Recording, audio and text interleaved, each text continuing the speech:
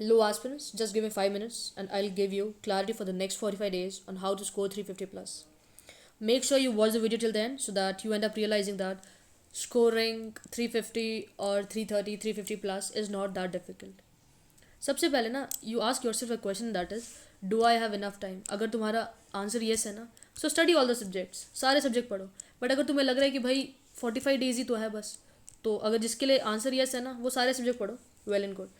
और जिसका आंसर नहीं है ना कि भाई मेरे पास ज़्यादा टाइम नहीं है, बस 45 डेज़ है मेरे पास, तो वो ना सबसे पहले जो चीज़ तुम्हें करनी है ना दैट इज़ तुम्हें कॉस्ट बेनिफिट रेशियो चेक करना है.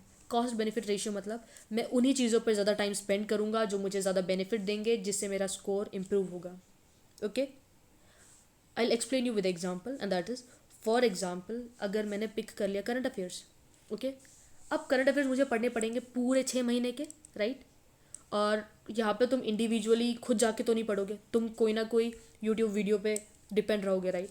अगर वो वीडियो वन और वीडियो का रेंज छोटा होगा नहीं, ड्यूरेशन तुम 130 to 2 आवर्स पकड़ के चल सकते हो. अब 130 to 2 hours for the next 45 days, right. For the next 45 days मतलब 45 इंटू 2 मतलब 90 आवर्स, राइट. ग्रेट, 90 आवर्स तुम पढ़ रहे हो. बट मेरे को एक बात बताओ, जब तुम ये 90 आवर्स या 60 आवर्स का तुम जो प्रिपरेशन कर रहे थे, जब तुम टेस्ट में बैठोगे तुम्हें सोर्स कंफर्म है कि इसी सोर्स में से क्वेश्चन पूछे जाने वाले हैं? नहीं, राइट. मतलब ये 90 आवर्स की प्रिपरेशन जो तुमने की है उसमें से शायद कुछ आ सकता है, शायद कुछ नहीं आ सकता है. और अगर तुम करंट अफेयर्स की बात करते हो कितने क्वेश्चन आते हैं? एक्सपेक्ट 8 to 10 क्वेश्चन, मतलब 40 मार्क. मतलब 40 मार्क्स 90 आवर्स, और जहाँ से ये कंफर्म भी नहीं है कि भाई जो तुमने पढ़ा है उसी में से क्वेश्चन आएगा. तो मेरे को एक बात बताओ, क्या इस पे टाइम इन्वेस्ट करना सही चीज़ है? आई फील नो, क्योंकि तुम्हारे पास सिर्फ 45 डेज है, और अगर तुम इसमें से 90 आवर्स एक ऐसी चीज़ पे दे रहे हो जहाँ से क्वेश्चन आने का तुम्हें कंफर्म है ही नहीं. और सिर्फ ये वीडियोस नहीं, तुम्हें यहाँ पे रिवीजन भी करना पड़ेगा. मतलब तुम एक्सपेक्ट कर सकते हो शायद तुम्हारे 45 डेज़ के 120 आवर्स सिर्फ करंट अफेयर्स में डालोगे 40 मार्क के लिए. Is it worth it? Cost बहुत ज़्यादा है, बेनिफिट मिल नहीं रही, फ़ायदा क्या है इसका? क्लियर है ये चीज़? तो इस वे में तो मतलब सबसे पहले भाई करंट अफेयर्स तो पढ़ना ही नहीं है. अगर तुम अभी प्रिपरेशन स्टार्ट कर रहे हो तो पढ़ना क्या है?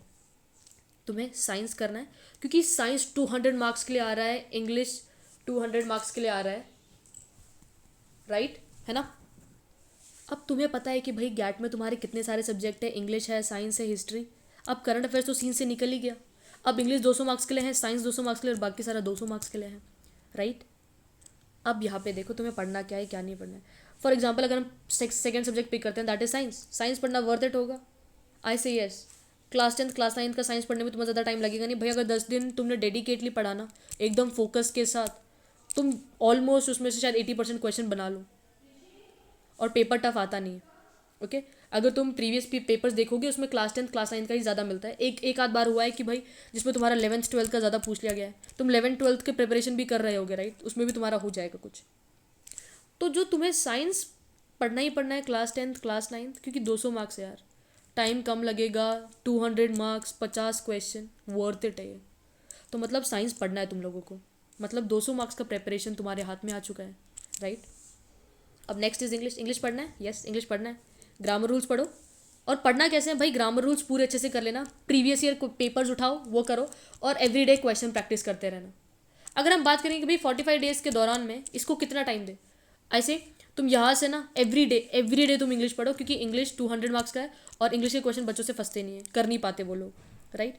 अब यहाँ पे अगर हम केस पकड़ते हैं, अगर तुम करंट अफेयर्स पढ़ रहे हो, यहाँ से सिर्फ 8 से 10 क्वेश्चन जहाँ से कन्फर्मेशन भी नहीं है, बट ये 90 आवर्स तुम थोड़ा थोड़ा इंग्लिश में और साइंस में डिस्ट्रीब्यूट कर लेते तो तुम्हारा स्कोर तो इम्प्रूव हो जाता ना.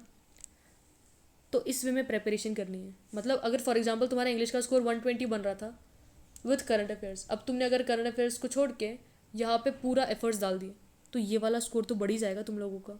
समझ रहे हो? तो इस वे में प्रिपरेशन करते हो.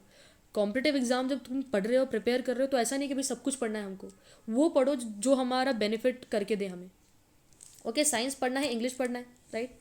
अब जो बाकी सब्जेक्ट्स है, ज्योग्राफी, पॉलिटी, हिस्ट्री, उसमें से तुम कुछ टॉपिक्स जो तुम्हें लगे कि भाई यार ये अच्छा है, ये मैं पढ़ सकता हूँ, जिसमें मेन और इंपॉर्टेंट चीज़ें ही पढ़ना. और इसके लिए हमने ऑलरेडी वीडियोस बना रखी है, तो वहाँ पे जाके वॉच कर सकते हो. अब 45 डेज़ को कैसे डिस्ट्रीब्यूट करें किस स्लॉट में। अब 45 डेज़ में ना स्टार्टिंग के 10 डेज साइंस प्रिपेयर करके रख लेना, मतलब तुम्हारा 200 मार्क्स का प्रिपरेशन हो चुका है कंप्लीट, राइट। क्योंकि तुम्हें पता है कि भाई इसमें से 50 क्वेश्चन आने ही आने हैं। और फॉर एग्जाम्पल अगर मुझे पॉलिटी ईजी लगता है तो आई स्टडी पॉलिटी 10 दिन में what I do is I pick all the important topics, important chapters, उसको एकदम थरोली पढ़ लेना है। अगर तुम्हें नहीं पता तो I have already made a video, just go and watch it. Geography अगर मुझे ऐसा लगे तो आई स्टडी जोग्राफी, ठीक है। 10 मतलब 30 दिन मेरे यूज़ हो गए, है ना। और आपने क्या बोला था, इंग्लिश तो तुम्हें एवरी करना है फॉर द नेक्स्ट 45 डेज, मतलब इंग्लिश का 200 मार्क्स, साइंस के 200 मार्क्स।